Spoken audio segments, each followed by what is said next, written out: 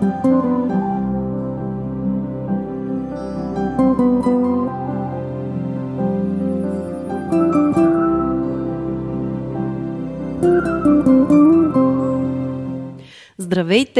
На гости ми е една много интересна, прекрасна дама, Надя Тодорова, Надежда Тодорова. Надежда. Мирашчийска. Така те знам.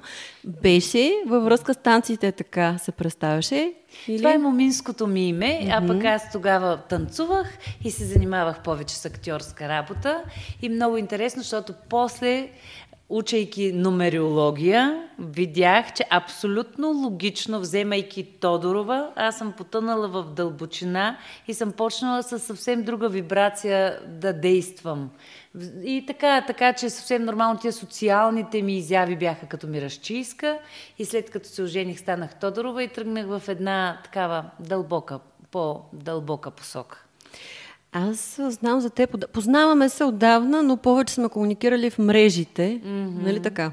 А се познаваме някакси от живота. Дали през наши приятели тогава, с които пеехме, мисля, че там. И аз те знам първо през танците, но не като просто танцорка, бели денс танцорка, ориенталска танцорка, а като някой, който много по-дълбок смисъл влага в това, което правите. Или иначе тия социални изражения на това, което правиш, не са били толкова само социални. Има дълбочина и тогава, мисля. Да, то винаги е имало дълбочина. Въпросът е, че хората някак се виждаха в мен. Търскаме, аз даже това забелязах как постепенно от една безсловесна трибуна, която ми даваше света, постепенно започнах да имам правото да говоря. Отначало бях танцорка, после станах актриса, която трябваше да говори чужди реплики. Докато сега съм човек, който казва това, което иска и вдъхновява хората да казват нещата, които сърцата им искат. Добре, за актрисата също ще те попитам. Интересно ми стана дали е метафора или буквално говориш. Буквално, аз съм буквално. актриса, да. Ти си актриса, буквално. Куклена при това. Куклена. Гледай сега, аз може и да съм забравила, да съм знаела, но те свързвам с танца и с проекта, който в момента движиш и който според мен е най-важен за момента. И ти давам думата ти да си го представиш, защото е нещо много ценно, дълбоко и свързано не само с твоя професия, а и като по-човешки. Те описва също. Да. Сега. Приказно училище е една платформа, която създадох преди няколко години, точно когато затвориха за COVID. Каква беше предисторията? Както разбра, аз танцувам и съм актриса. Съответно ме поканиха да направя едно представление за 10 годишно момиче, което да бъде в Шехерезада стил. И аз направих една интерактивна игра бордова с едно дървено съндъче и се казваше "Тайните свитъци на халифа". Какво направих? Сложих едни карти, които са тип мастилено петно. Такива теми, в които ти можеш да кажеш всичко. Златната котка проговаря. Загубеното съкровище на еди кой си. Отвлечената принцеса, спасената принцеса. И всичкото това може да помогне на децата да влизат и на родителите в дълбочина на себе си. И през цялото време, докато подготвях това представление, което трябваше да се изиграе на 13 март, аз си викам, добре бе, как така, в този момент и моята дъщеря беше на 10 години, как така това цялото представление и всичкото това, което аз подготвям няколко месеца, ще бъде достъпно за едно дете и няколко приятелчета? Как? Другите деца не го ли заслужават това, не го ли искат това?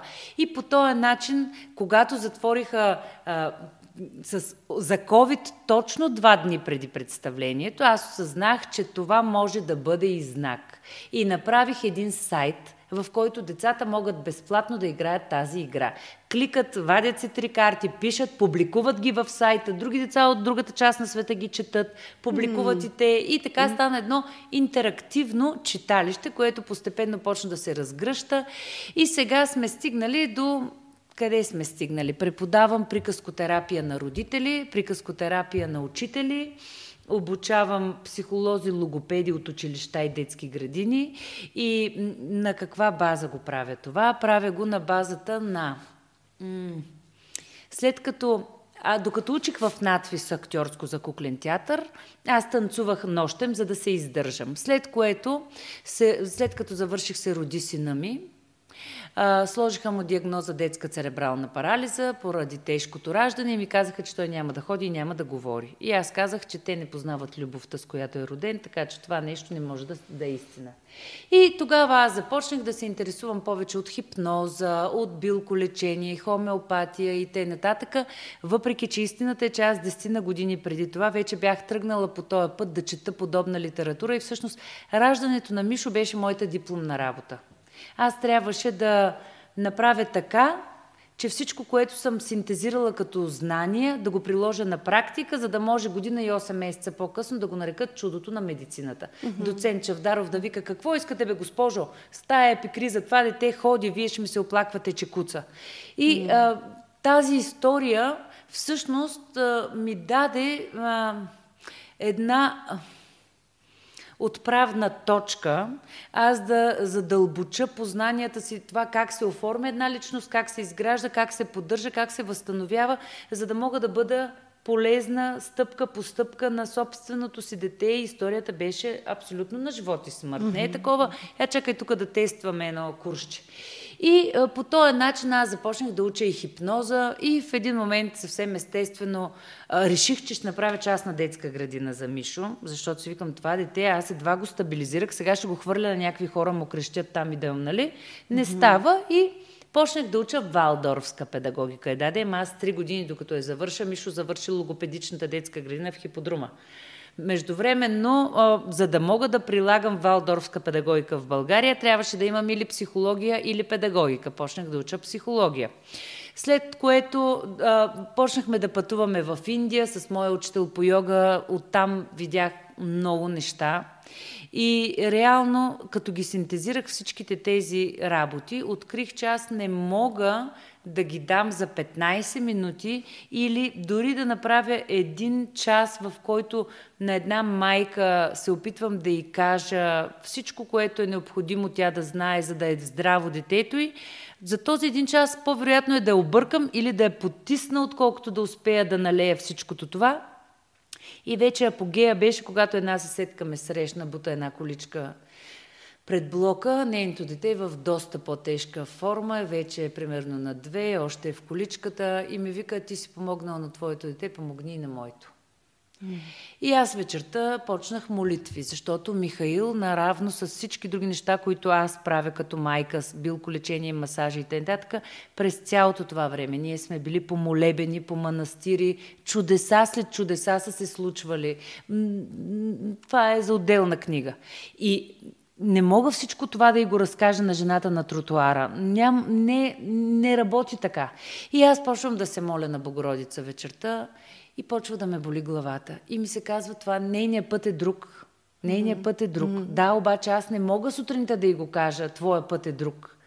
И аз тогава и бях казала, което и самата истина, че наш приятел, лечител е помогнал много за Мишо и ще му звънна да помоля. Но той наистина не ми вдигна телефона и аз приключих с това и викам, човека не вдигна телефона. Но това беше една отправна точка за мен да си кажа, добре, ако аз трябва да синтезирам всичкото това, което съм научила, така че да е в реална услуга на хората. В реална. Универсална медицина. Да. Не просто да застана и да викам, вижте, аз съм много яката и, нали, ако обичате ме, уважавайте повечко. А наистина, независимо коя съм аз, моята работа да допринася. И то от 2015, като ще си говорим по-човешки, от 2015 до сега, аз се уча да смъквам предавката, да говоря по-просто и по-просто и по-просто и по-просто. Стигам до там, че виждам, аз съм от Шумен, там диалектчето яко беше, те ни приемат от Шумен. Витишчи няма шуменци, защото много тежка работата. Да. Обаче научих се аз да говоря така хубаво, сценична реч, чудесно. Сега виждам, че като почвам да смъквам предавката, аз почвам да връщам и диалект. Сякащо се опитвам да говоря на детския аспект. На езика, с който си закърмена. Точно така. Точно така. И всичкото това за мен е един много интересен път на собственото ми съзряване.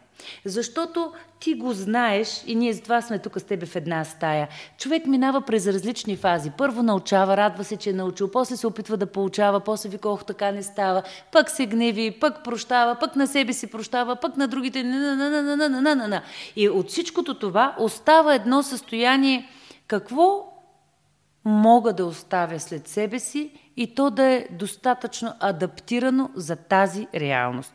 И в това отношение моите две деца много ми помагат, защото аз ги гледам тях, какво им е интересно, какво ги вълнува и всъщност мога да кажа, че моя път на майка ме направи да бъда създател на толкова ефективно пространство, като приказно училище, да обхванем частни и държавни училища, както столични върхови училища, така по села, от чието имена не съм чувала, в чужбина, в Испания, в Германия.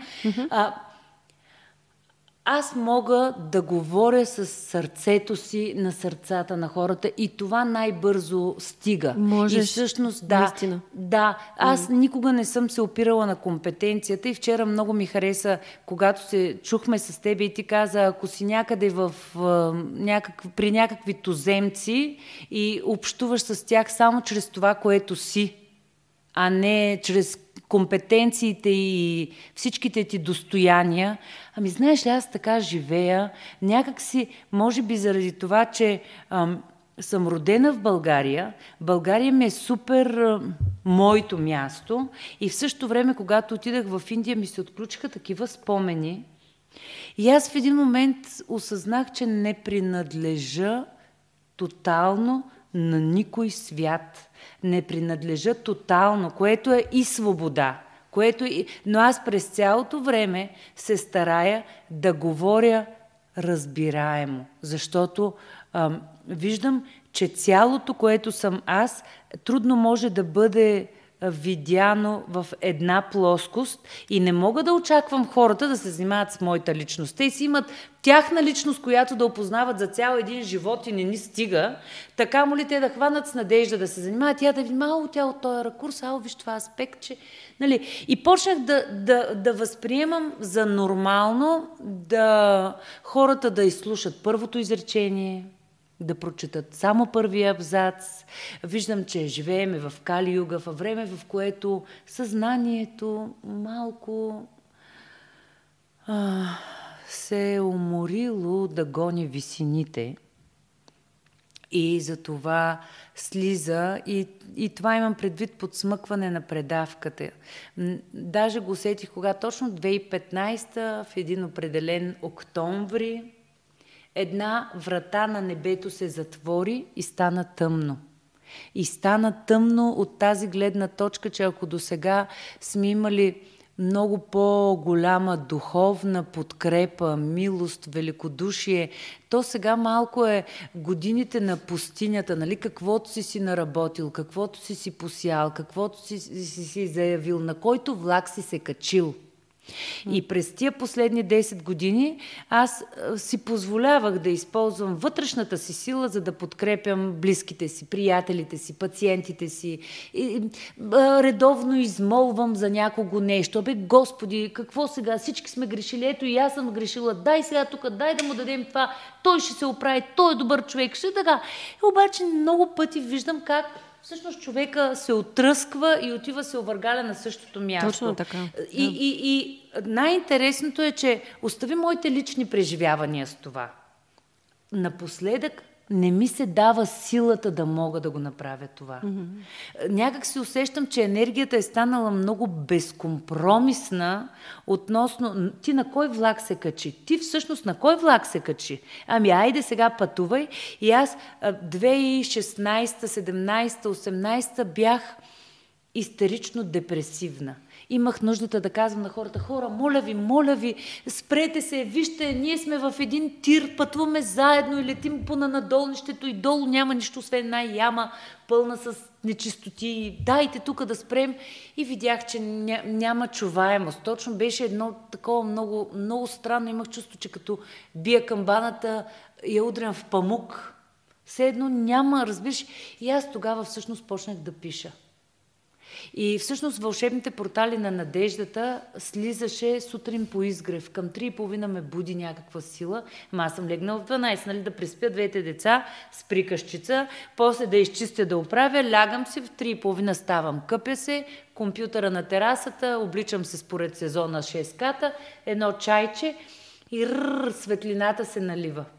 И по този начин всъщност аз бях спокойна. Знаеш, това ми даде първо. После, почвайки да преподавам приказкотерапия, осъзнах, че първата огромна лековита приказка, която съм разказала на себе си, е било това, вълшебните портали на надеждата.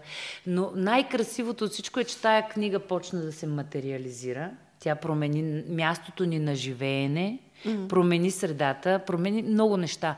И години след това попаднах някъде на една мисъл на учителя, който казва за всички творци: внимавайте, защото вие ще бъдете осъдени да преживеете творбата си.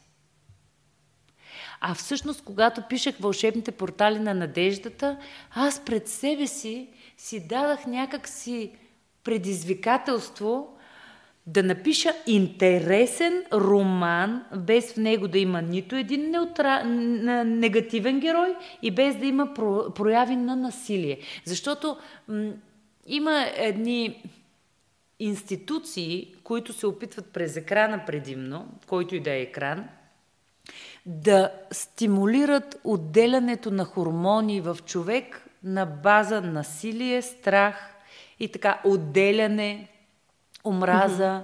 И аз си казах, добре, не може ли да има интересна история без всичко това? И го направих. И има.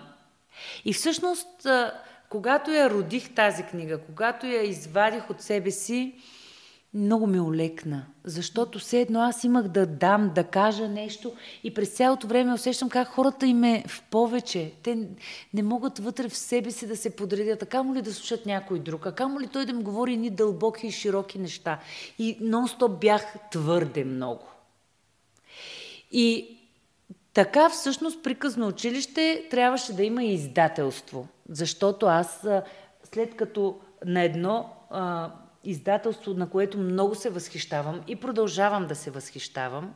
Това беше първото и единствено издателство, на което предложих ръкописа.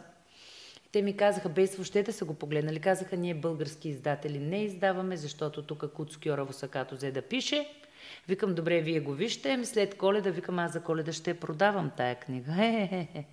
И тя на 1 декември излезе и до Коледа имаше 500 бройки продадени, без реклама, без книжарници, без нищо. От уста на уста. И така започнах и издателска дейност. Искам да кажа, че всичко, което правя, то тече отвътре навън. То не тече, защото така трябва, защото ума ми е изградил едно трасе, аз сега ще го следвам. Не работи така. И всъщност приказно училище се превърна в едно пространство за душата ми, създавайки пространство за други души, които имат нужда, които са гладни от истинско общуване, от истинско споделяне, от ония широки аспекти, които съзнанието може да достигне, а пък не се котира. Нали? Бизнес общността го смята за неуместно или каквото и да е. И години след това получих стипендия за едно бизнес обучение и бях там.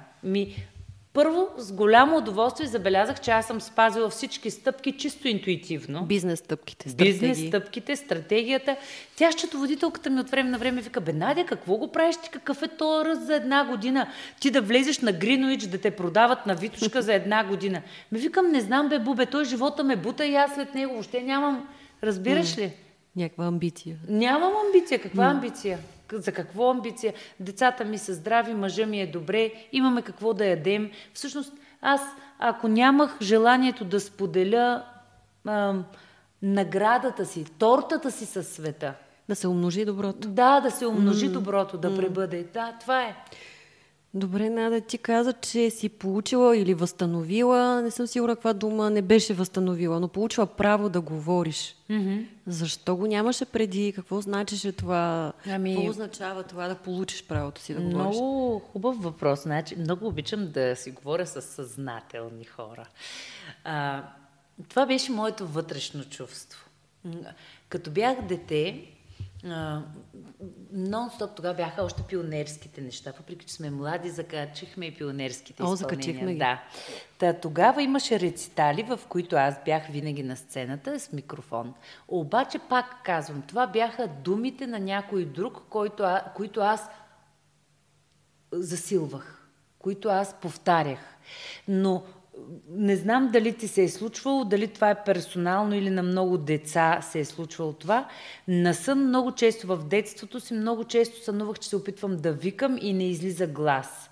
Това усещане за блокирана лична воля през изразяването, през себе изразяването. Сега, минавайки напред във времето, виждам, че това е един етап на човечеството. Той не е само на мен или само на България или само соци, еди какво си. То е много по-голямо от това.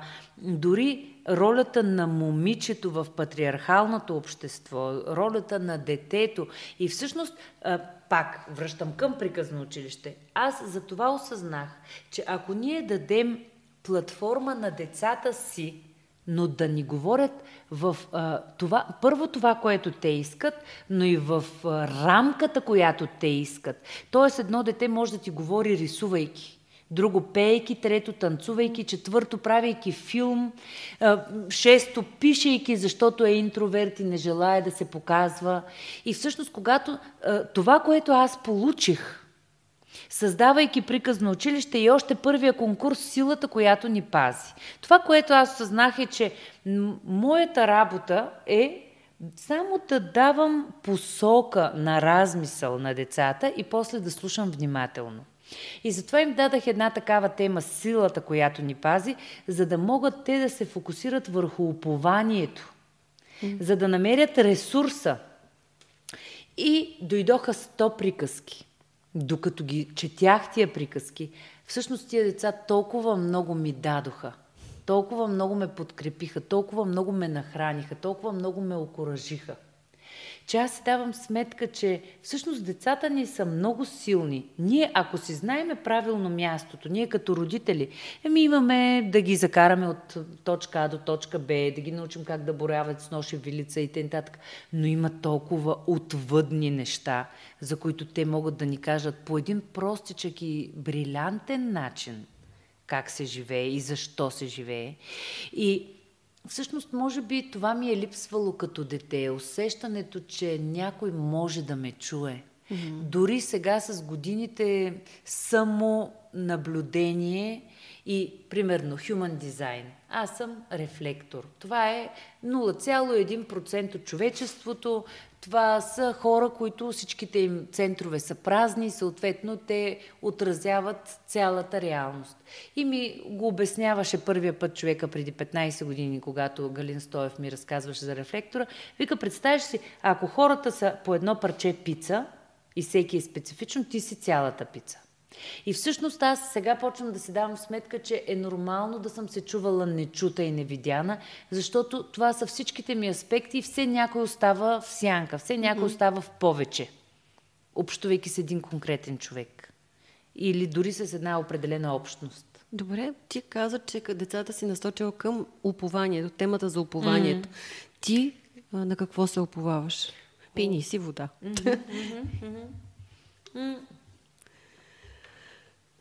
Аз на какво се уповавам? Да. Аз се уповавам на любовта. И ако съм по-дзен човек, тук мога да млъкна. Ма какви близнаци дзен сега тук ще бъдем? Какви близнаци дзен, нали? Не, разбираш, че може дзен, но може и през думите може да го има този дзен. Те са в един канал. Любовта, колкото повече се повтаря толкова тази дума, толкова повече и губи съдържание, защото се използва навсякъде за всичко. И става малко като такова надписчетата love по китайските стоки, нали? И light. Да, също така. И loud. И loud. Но идеята ми е такава.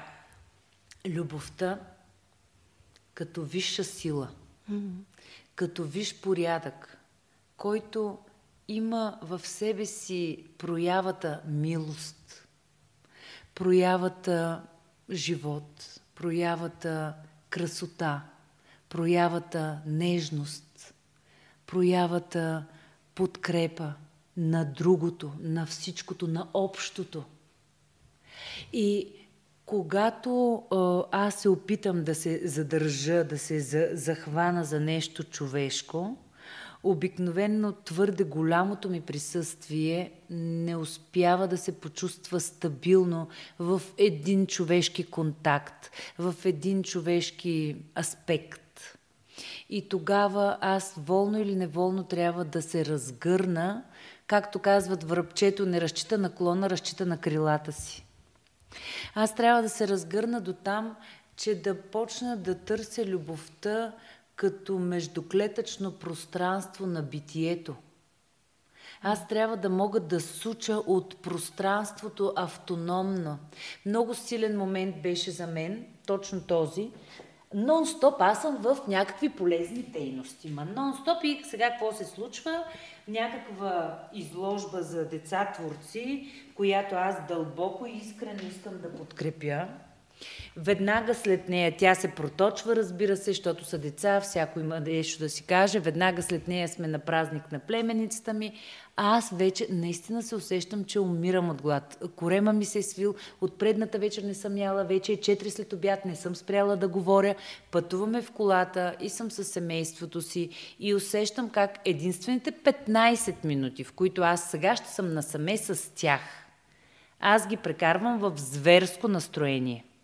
При което опитвам се да овладея, но нали, ти се опитваш да надмогнеш физиологията.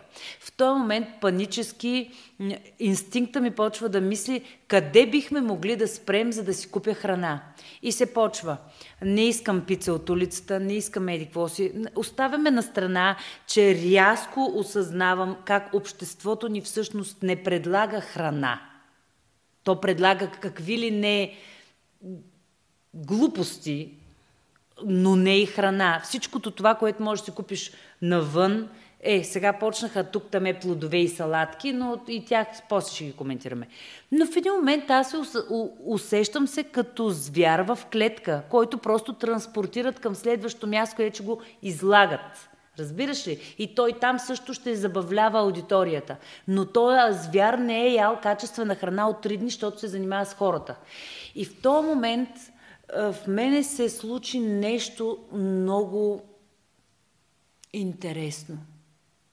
Аз си казах, ако съм попаднала тук, в тая реалност, и моят дух вярва, че е правилно да прави това, което прави, значи трябва да има решение.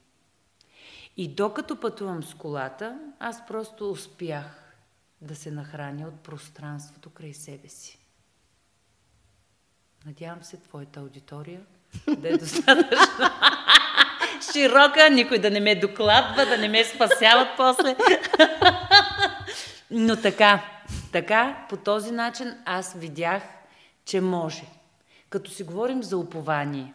Защото до момента, в който аз вярвам, че аз задължително трябва да имам 50 лева в джоба си, за да оцелея днес.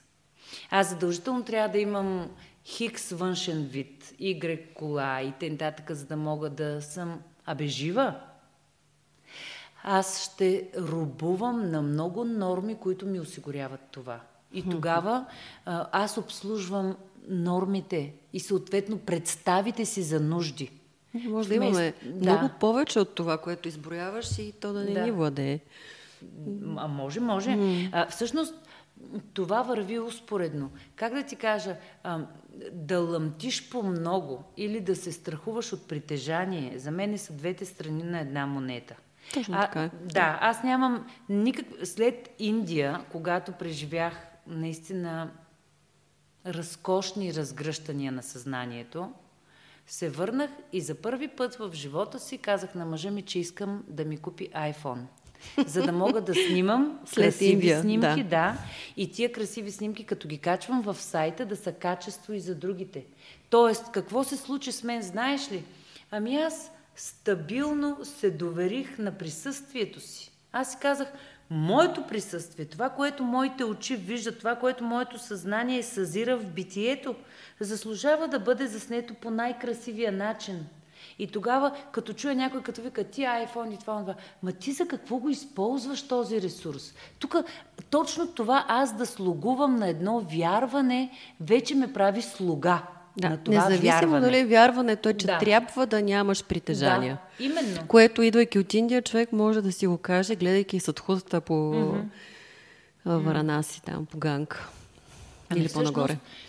Аз бях горе в Хималаите и много беше красиво, защото има адепти, които слизат при хората само за тия 9 дена, празници на Божествената майка. И те пеят едни мантри, с които защитават процеса на ягията, докато върви огнената церемония.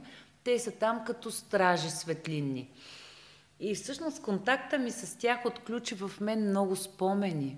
И тия спомени ме овластиха да присъствам сега като жената, която съм в това общество, в тази реалност. Когато човек се страхува от това кой е или кой би могъл да бъде, той гледа да се държи за парапета на обществения консенсус. Нали? Да си каже, аз е тук по допирателната на приемливото. Докато в един момент, когато си позволиш да влезеш в дълбочината на битието си, ти виждаш, че си бил и това, и това, и това. И това място, на което си в момента, е единственото място, от което можеш да направиш нещо съществено. Всичко останало преди, после, така. И аз някакси много силно поех отговорност за присъствието си. И мога да кажа, че живота ми се дели на до тогава и след тогава. И всъщност, като дойдох тук, аз дойдох много така да изрина каквото мога, неработещите модели в системата на образованието. И тогава се сблъсках с първите стени. И тогава казах, окей, аз ще направя собствена институция, която да бъде в подкрепа на другата институция, когато бъде поканена. Защото по много естествен начин ми беше показано, аз исках да го направя за бедните, за простите, за държавните училища, за децата, чието родители не осъзнават нуждите им. И видях, че тези родители не осъзнават нуждите им. И арогантно от моя страна да кажа, не, чакай, вие не знаете, дайте аз да ви кажа какво ви трябва на децата. И всъщност казах така, нека да бъда полезна на този, който дойде при мен и поиска моята помощ. И така, всъщност за моя огромна изненада, аз видях държавни училища и детски градини, които са повече от разкошни. Никога не съм знаела. Аз съм живяла с мисълта, че всички държавни училища мизерстват, там е на оцеляване. Не. Когато казах, аз ще вибрирам на оная честота на хората, които реално ме ценят, аз почнах да се свързвам с едни пространства, институции, които си викам, Боже Господи, благодаря. И учители, и директори на училища, родители невероятни, деца гениални. Просто и аз виждам една реалност, която преди това въобще не е била реална за мен. Задейства се този вътрешен механизъм по-скоро. Най-вероятно моята вибрация се повиши до там, че аз да мога да се свържа с тези хора. И знаеш, на следващото ми ходене в Индия, аз имах още един много голям пробив, който не случайно сега ще ти споделя. Пътуваме бедно, прашно, мизерно, хора спят по улиците, знаеш какво е. В по-южната част, те само едни тръни като уестърн се въртят там и едни хора лежат по земята. И изведнъж се почва китайската стена. Едно голямо нещо. В един момент спира колата пред един дворец. Ама дворец като на Шехерезада. Едни златни порти изографисани. Но кое мене ми направи дън? Значи ние пътуваме 36 часа в един джип с децата ми, които са на 5 и на 13, примерно, на 12. И вече са свършили батерии, няма къде да слушат музика, доскочало име и аз им разказвам приказки. И неясно откъде, защото моите приказки ги смъквам. Идва някаква картинка, аз почвам да я следвам и така, канализирам някаква история. И в случая за един бик и един лъв, които били приятели. Ама родителите били против, но така станало, че родителите на бика трябвало да спасят живота на лъвчето, от тогава и лъвовете почнали да ги уважават. И върви някаква история. И спираме колата и първото, което виждаме на тия златни врати, на едната врата е лъв, на другата е бик и по средата е една паница, от която те ядат заедно. И мен това веднага ми наостри ушите. И влизам и викам, добре, сега това какво е? Музей ли е? Храм ли е? На някого дома ли е? Как някой ни пуска? Вътре са едни огромни огледални алеи от сив някакъв гранит, който 3 човека чистят, пухкави зайченца, скачат по зелена тревичка и магнолии. Друга реалност, вашите очите, там е тръни. Тук зелена трева. Викам, бре, кой има наглостта? И аз още закачена с хората страните. Закачена с страдалците, с уния мъже, които виждам по улицата на Делхи, които нараняват децата си, за да просят по-ефективно. Много е тежка. Брутално. И в това нещо викам, кой има наглостта? Господи, да живее по този начин и защо тия пари да ги беше разпределил тая китайска стена, дето я гледам тук, ще стане на 10 села къщите, как може така? И в това състояние влизам аз навътре, хоп, пак едни статуи, бик и лъв, викам, аха, много интересно. И най-накрая попадам в една абсолютно празна зала, с една мозайка на земята и в дъното, в тъмното, една като от пясък, все едно от мокър пясък, една статуя на Буда.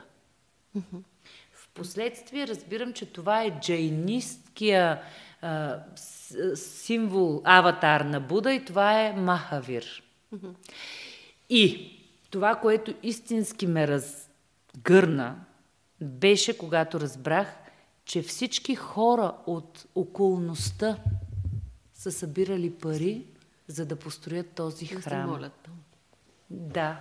И реално, знаеш ли, от една страна това ме разкърти как тия хора са готови да живеят на улицата, но да изградят този храм. Нали, какво е това упование, каква е тая душевност. От друга страна обаче си казвам, Надя, ти можеш ли да живееш така, че да бъдеш Махавир за някого? Можеш ли да живееш така, че твоето присъствие да накара хората да намерят смисъл, да изградят екстремна красота заедно? Трошичка плюс трошичка заедно. Можеш ли го това или само ще бягаш в процеса на самосъжаление, на тая реалност, колко е несправедлива, миличките хорица? И си казах, а това зависи от мен. Добре, аз ще върна към една човешка перспектива, във връзка пак с това, което ми разказваш. Но как ставаме Махавир? Коя е тъмната нощ на душата, през която трябва да минем, за да стигнем до това? Защото няма как да изрежем сянката и някак изцяло да отидем при светлото. Коя е тая човешка твоя слабост? Това зрънце, което е дремало в тъмните нощи на душата ти вътре? Мога да човешките кажа... и тъмните аспекти. Първо, аз не мисля, че Махавир няма човешки и тъмни аспекти. Много широко стана, нищо нека да е широко. Не, за теб говоря, не за него. За мен самата. Да, почвам оттам. През какво минах аз преди да стигна до Махавир? Връщайки се оттам с тази заявка, аз трябваше да изпратя много старата вече баба на мъжа ми. Тя живя като камбанария.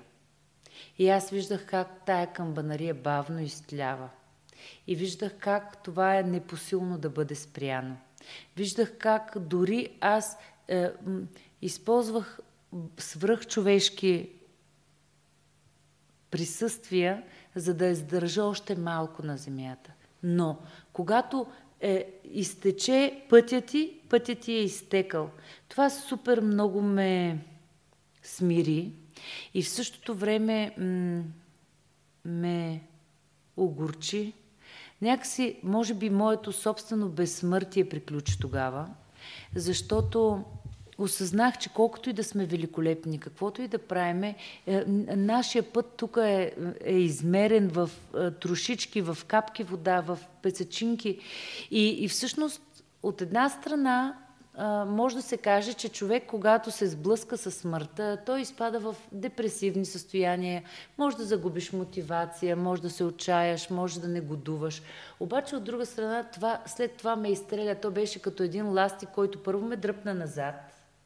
И в следващия момент си казах, окей, ако аз имам броени минути тук, аз трябва да ги изживея на макс ефективно. Искам, когато дойде време мене да ме смъкват под земята или да ме горят или каквото и да е, искам да знам, че всяка минута, която съм използвала, е била пълноценно използвана, да няма поводи духа ми да се покайва за каквото и да е. И нещо много валидно за мен лично, като тъмна нощ на душата е разочарованието. Това, че си преживявала такова досадство. Това, че съм склонна да преживявам. Един път разочарование от другите и втори път разочарование от себе си. От другите какво означава? Аз пристигам с една пълна кошница дарове. Хайде, хора, дайте тук да видите какви хубави неща ще станат. Нали, ако си бахов терапевт, веднага ще кажеш, върбинка и дай на тази жена, върбинка.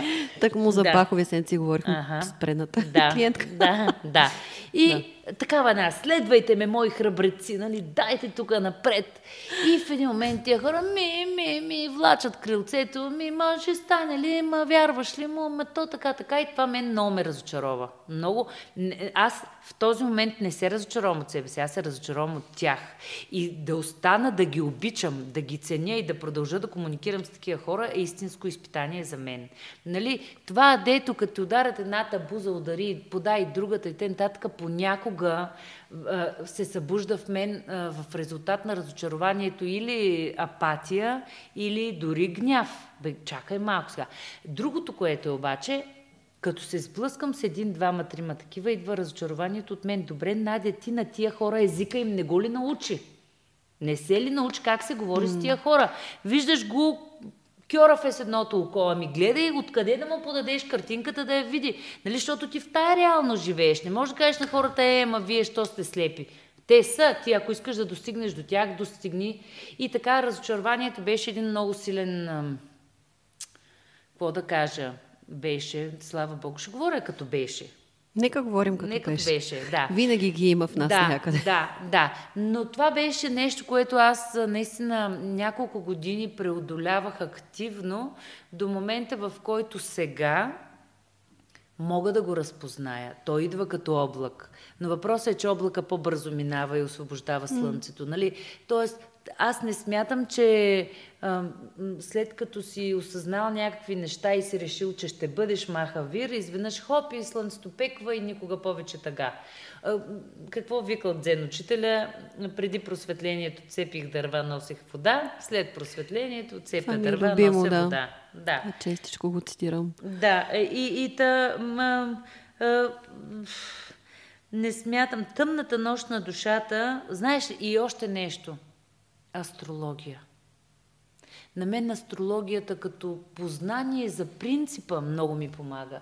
Не е толкова дори конкретиката, защото не мога да кажа, че съм стигнала там да съм астролог.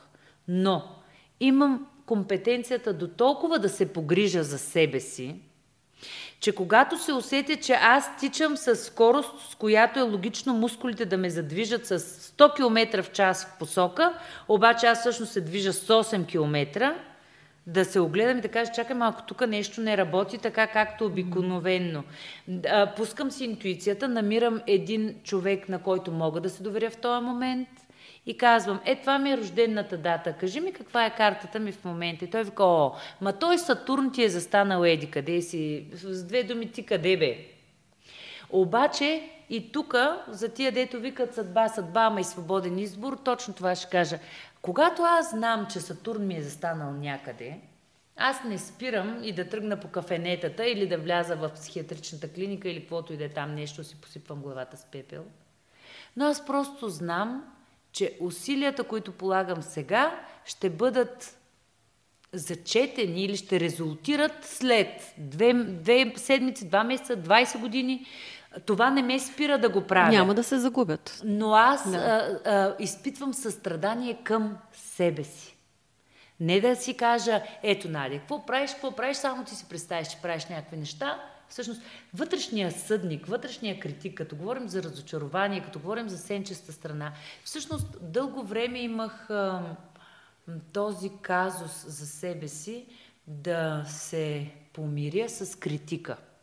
Да го сложа там, където му е мястото, да бъде до толкова присъстващ, че да бъде ефективен, без обаче да ми взема радостта, без да ми взема лекотата и най-вече без да ми взема сърдечните отношения с мен и света. Защото там, където има много критик, може да има перфектна структура, форма и визия, но няма любов.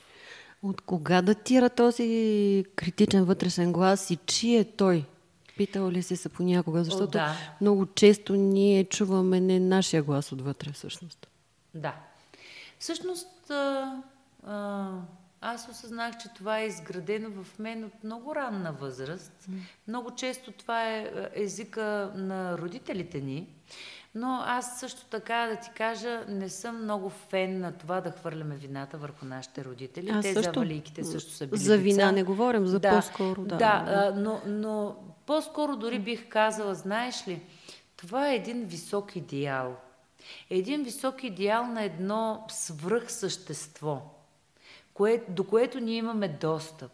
И в един момент аз осъзнах, че ми е много трудно да заземя този висок идеал в материята. Аз знам как една жена би трябвало да си отглежда децата, но в един момент трябваше да признае, че тая жена също се измаря, също огладнява, също е фрустрирана от нещо. И това е нормално. И това е нормално. И всъщност в момента, в който започнах да си позволявам да бъда човек, в момента, в който си позволявам да бъда уязвима, всъщност тогава започна да се проявява най-силно и моето величие. И един ден, чували сме всички такива слогани, колко е велико да си човек, човешкото. То също е изтъркано, да. Да, е така венеца на еволюцията, обаче в същото време нашите духовни приятели ни показват колко много се стремят всъщност да надскочат човешкото, да убият човешките си слабости и този баланс между това, колко е велико да си човек и как да не ни личи, че сме хора.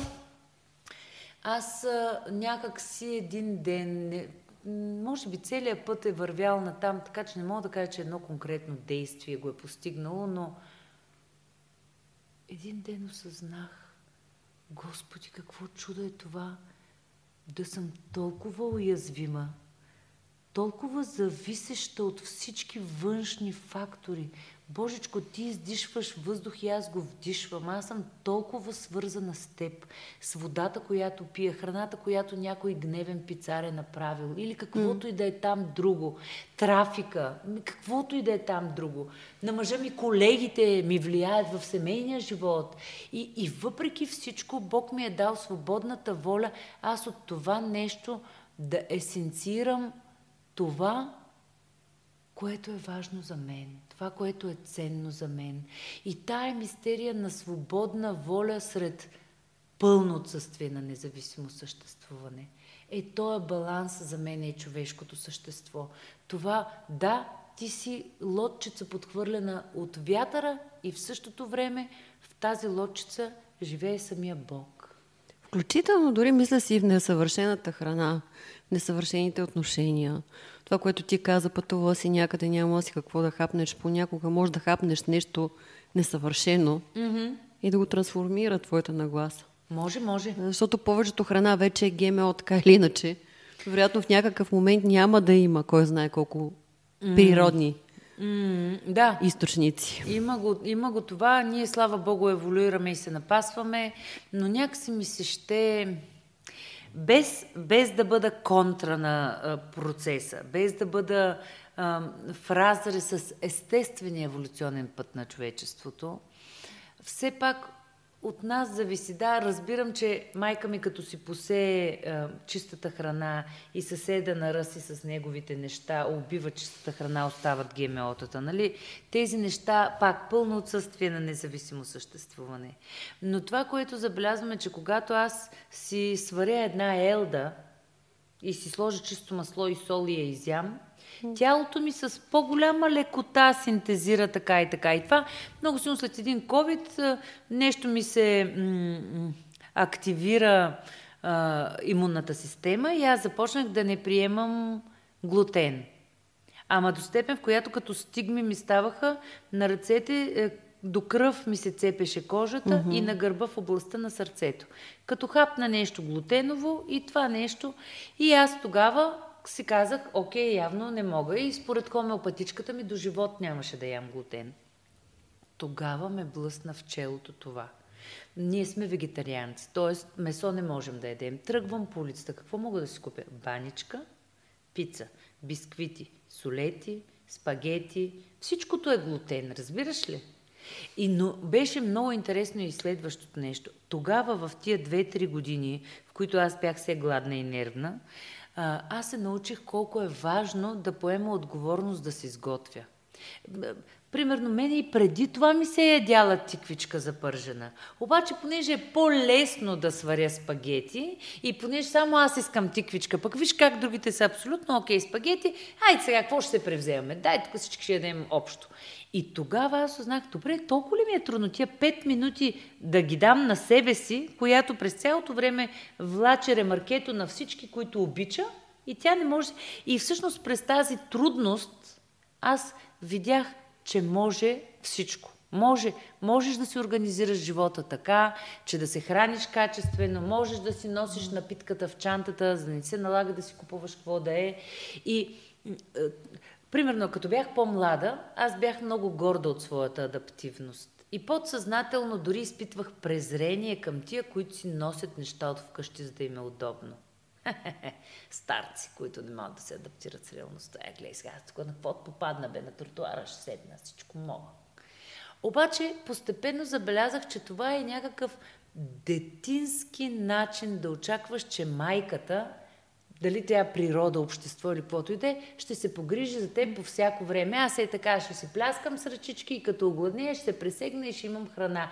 И сега нейна отговорност е това общество, защо така прави? Защо то не се грижи за тази уличната храна? Нали?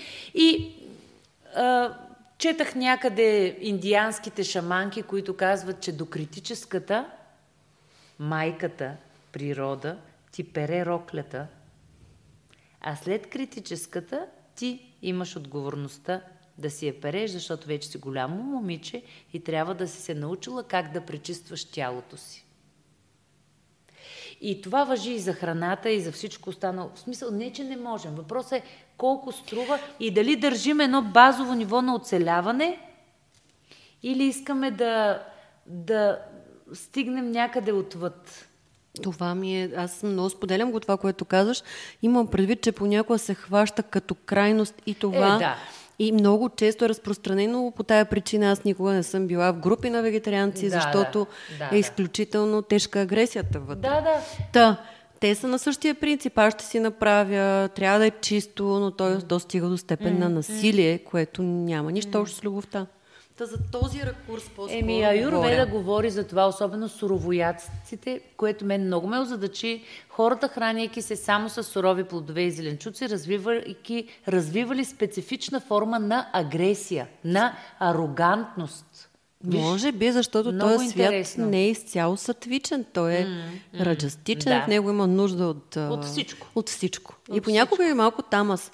И не можем да резнем сянката и тъмното, и тамаса, и така нататък. Ама даже... Той е план, да. Ти танцуваш. Аз от тая гледна точка ще върнем танцорката. Да я върнем. Да. Когато танцуваш, ти през цялото време поддържаш баланса в най-различни движения.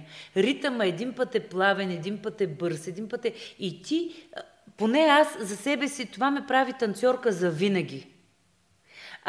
Аз изпитвам удоволствие да плувам в процеса. И забелязах, че когато живота ми излезе от залата по танци, от сцената и влезе в кухнята покрай децата ми, аз мога да използвам същия принцип, за да сервирам масата. Мога да използвам същия принцип, докато ти говоря, ако забелязваш. Аз се движа, защото по този начин моето тяло постоянно намира хармонията и с храната е така. Ние вкъщи можем да ядем, беше много смешно, защото точно така пред едни хора заявих как няма нужда да инвестираш много пари в храна. Човек може да живее и на картофена супа. В крайна сметка по-важни са други неща и дъщеря ми каза: о, картофена супа, и 3 месеца само картофена супа. Какво искаш? Картофена супа. И излизаме, отиваме в някакво место с басейн за 2-3 дена на хотел. Толкова не ми се беше ослаждало пържена храна, разбираш ли? Това паниранко, онова, така. Да, и виждаш как е абсолютно. И дори нервната ни система има нужда от тия пикове, спадове. Точно но така. когато си осъзнат да го наблюдаваш, ти с всяко едно нещо храниш съществото си с преживяване. Точно така. Да. И ако се лишиш от нещо, то значи ти там си се кастрирал, ти там си се ограничил, ти там си казал: о, не, това никога. Сега, дали ще ми дадат един суров черен дроб на теле да го изям? Няма да го изям. Обаче, ако някой друг има нуждата от това, няма да му каже, че е дявола. Нали? Да. Да. Сега и той ще поеме отговорността и ще се го трансформира, си прави каквото си иска с него. И може да е много по-добре от мен в своята еволюция, по-добре, отколкото си мисля. Много повече махавир да има в него, въпреки че аз си мисля как аз ще го науча, ще му покажа и така нататък. Да, в шиваизма това е много силно застъпено, защото шиваизма до този момент, както и будизма, са двете неща, които ми дават най-силно оцелостяване. Имаше една много дълга поредица на Девон Кедев Махадев, един филм за пораните на Шива. И там имаше такива моменти, в които неговата любима, това е Парвати, сега тук да не стане много голяма скобата, но върховната божествена енергия е проявена в женска форма, а пък върховното съзнание е в мъжка. Шива е върховното съзнание, а Парвати е върховната енергия. И всъщност енергията, търсейки съзнанието, за да се свърже с него, пътува през Хималайте във формата на жена и Шива, за да я изпита и да я научи, и дава какви ли не преживявания. Едно от тях беше точно така.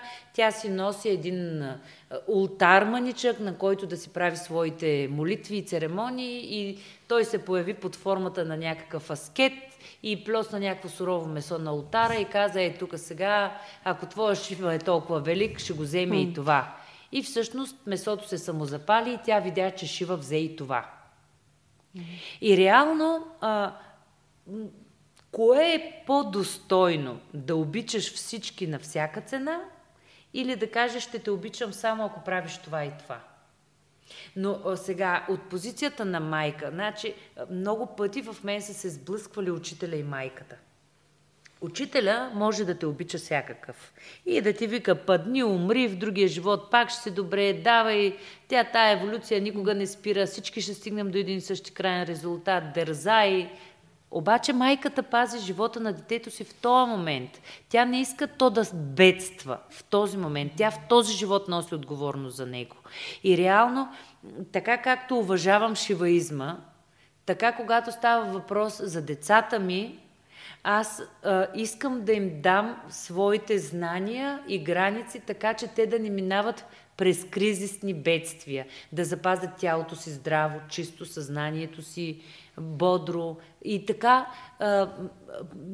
да откривам, че да бъда жена, майка и махавир едновременно се превърна в нещо, което никога дори не съм си представила на какво поле ще ме изведе. И всъщност, когато човек си поставя смели намерения, той наистина успява да се надскача.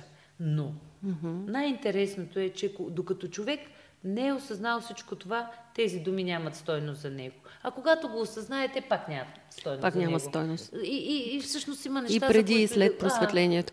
Добре, бидейки за тях, треперейки на тях като майка, разбирайки смисъла на всичко като учител, даваш им възможност да стоят на техния си път и да има криволичения, които ти не можеш да предвидиш, нито да възпреш и само да уважиш.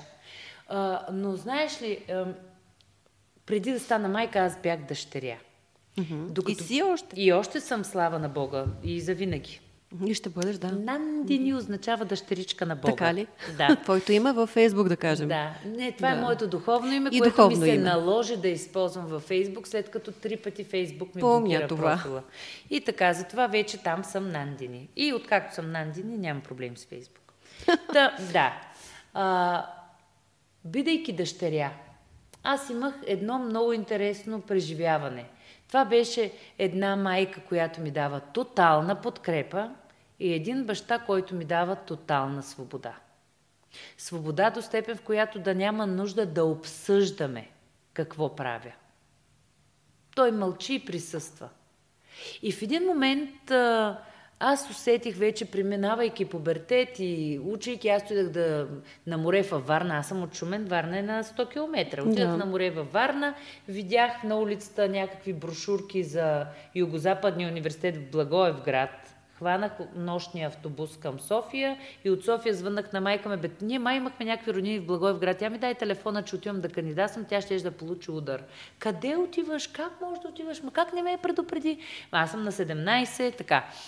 И в крайна сметка, защо го разказвам? Защото така както съм имала свободата, аз съм имала и подкрепата, за да имам някакъв периметър на правилност, как нещо да използвам тази свобода. Да. Нали? Защото през времето, в което аз бях ученичка и тинейджърка, имах пред себе си примера на много други 17 годишни. Много, които се ожениха на 17, за да избягат от терора, много, които сменяха мъжете като носни кърпички, за да докажат свободата си, много, които забиха в работата си, за да докажат, че могат да изкарват пари и всякакви други неща. И реално това ми дава сега аз като майка да знам, че свободата не е свободия. И да не изключва рамката. И не изключва рамката, даже напротив, човек може да се почувства истински свободен, когато има основа. Защото когато нямаш основа, ти го остави това дете на площада и му викаш живей, бе, живей. И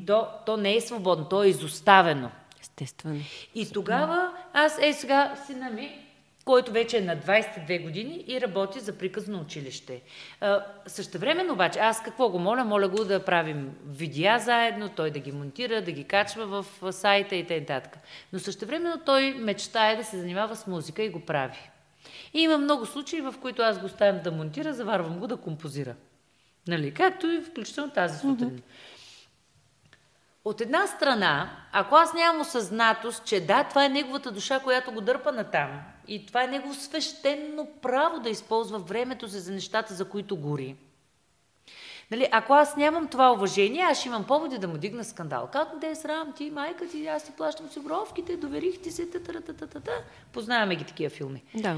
Другата крайност обаче е, да, маме, прави го това, прави го. Виж как хубаво ти се получава. Чудесен си. Те не те разбират нищо, маме. 3 последователи, нека, те така гениите не ги осъзнават и айде напред. Обаче аз сядам до него и използвам цялата си мъдрост, до която съм достигнала, за да му обясня. Викам, виж, имаше 3 часа, в които да монтираш. Защо? Защото през това време аз съм вкъщи, можеш да се допиташ до мен, бързо да стане това, да ти помогна и да продължиш напред. И след това целият следобед е за твоя работа. Вместо това ти избра да го направиш. Сега аз ще тръгна, ще си свършвам моята работа, ти ще се бълтавиш, няма да си сигурен и ще загубиш целия следобед да вършиш нещо на сила. И когато му дам тая обратна връзка, защо аз изисквам от него това да бъде направено тогава и по този начин, той разбира. Негова работа е да зарежда съдомиялната. Мишо, много е добре преди да почна да готвя това да се случи. Защото, нали, и такива граници, чисто битови или професионални, или каквото и да е, те помагат на детето. Едно време как е била тая приемственост, той ти става чирак. Така, аз съм на 100% съгласна, че трябва да бъде структурирано това дете. Да, структурирана структура, идва свободата. Без това свобода не може да има. Да. На мен ми беше интересно дали си склонна да приемеш темата различен път, в смисъл, че това, което ти се опитваш като превенция да направиш, за да не срещнат определено разочарование, може да не сработи и те да бъдат разочаровани някъде на тяхното поле. Затова говоря, че не може да ги предпазим от страданието, не може да ги предпазим от разочарованието. Всъщност, през тия 22 години, откакто съм майка, разбрах, че най-доброто, което мога да направя за децата си, е да науча най-работещите методи за лечение на разочарование, на разбито сърце, на коляно, на ум, на каквото и да е. И колкото аз съм по-силна в лечението, толкова съм по-спокойна, че те където и да отидат, аз мога да ги върна. Говорим не само физически където и да отидат. Нали? В каквото и разочарование да попаднат, аз да мога да им дам инструмента, с който те да се възстановят. Или сме стигали и до там със съвременната образователна система да си дойде дъщеря ми и да каже: еди кой си учител много ме разочарова. Държи се несправедливо, държи се жестоко, държи се така. И аз да стана до нея и да кажа: майко, вярвам, че си достатъчно силна, за да минеш през това. Точно така. Защото това мога да направя за теб. Мога да направя ни капки на доктор Бах, мога да направя един масаж на гърба, но това ти ще го минеш сама. Защото това е твоя път и ти, минавайки него, ще си готова за следващото свое стъпало. Особено след една възраст, когато вече не са деца. Да. И там майката си преекспонира ролята. То е не случайно в психологията казват, нали, за да бъде спряна изяждащата майка, трябва да има един баща, който да застане напреко на устата й.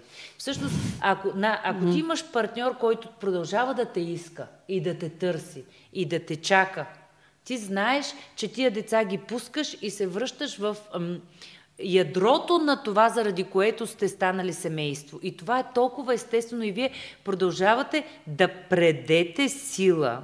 Двамата предете сила и тия деца ходят на все по-далечни разстояния и се връщат. Черпят, с приятели се връщат, с мъж, жена се връщат, с деца се връщат, с внуци се връщат. И ти си там предеш и даваш. И това е за мен работещия модел, който аз до този момент виждам.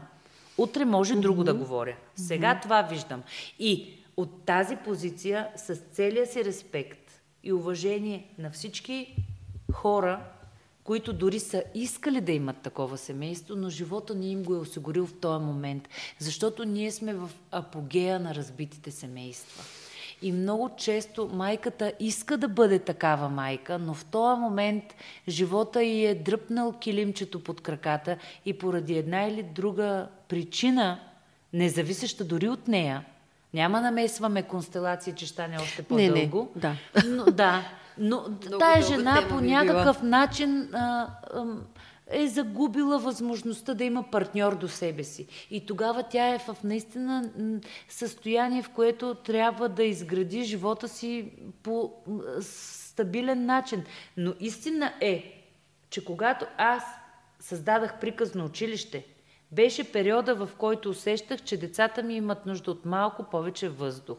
И ако аз просто мълча и се правя, че ме няма, не работи.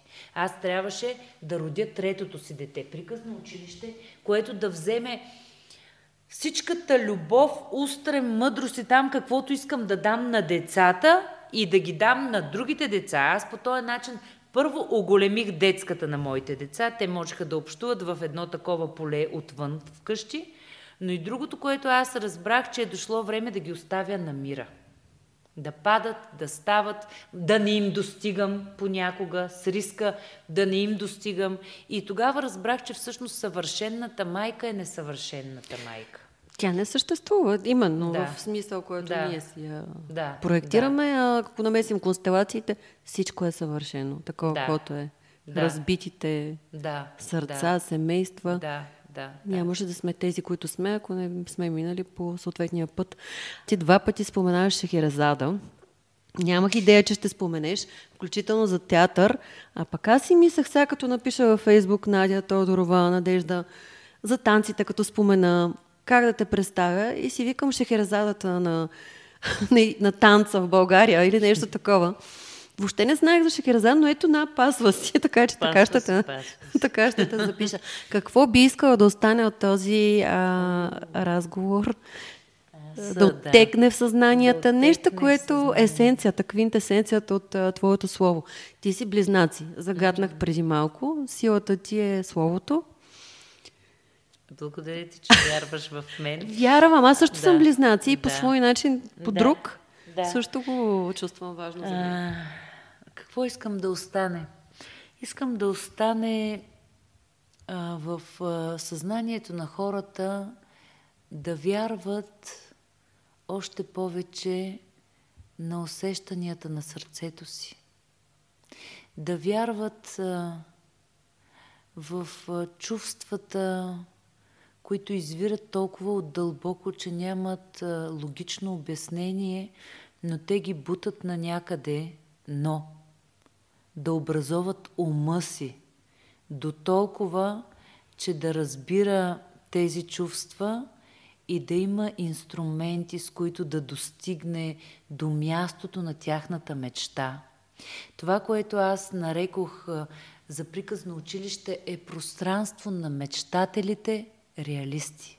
Защото аз съм такъв човек. Не задължавам другите да са такива, но понеже това е моето последно слово в този разговор. Да си мечтател само ми седи по половинчато, да си реалист още повече. Но да можеш да чуеш какво сърцето ти копнее и да го приложиш на практика, независимо дали за един ден или може целият ти живот да отиде да ходиш по пътя на мечтите си. Ама какво по-хубаво от това, стъпка след стъпка да откриваш едни хоризонти, за които сърцето си вика да, това съм мечтал. И така. А относно Шехерезада, приказно училище тръгна много шехерезадски. И постепенно обаче аз дори изтеглих играта на тайните свитъци на халифа от сайта, защото виждам, че нашето общество има предубедености и на някои хора им е трудно да приемат нещо, когато то е твърде красиво и твърде отвлечено. Трябва да сме малко по-твърди, малко по-строги, малко по-сериозни да бъдем. И не, че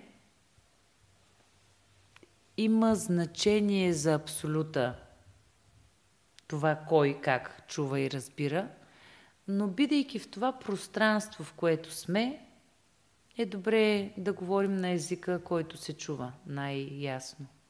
Та така. Да. Да има синергия между ума и сърцето. Да. Беше ми много приятно, Наде, да ми гостуваш. Много. Благодаря за поканата. Благодаря, че прие. И сега тук ще използвам да кажа. Нина, през последните 10 години твоите постове са ме пълнили с упование в хората в България. Моменти, в които съм на ръба да се разочаровам от всичко и всички, ти напишеш нещо толкова ясно, толкова светло, толкова широко, че си викам, ето бе, има ги тия хора, нищо, че не си пием кафето с тях, те съществуват. И това за мен е наистина стойност. Много ти благодаря.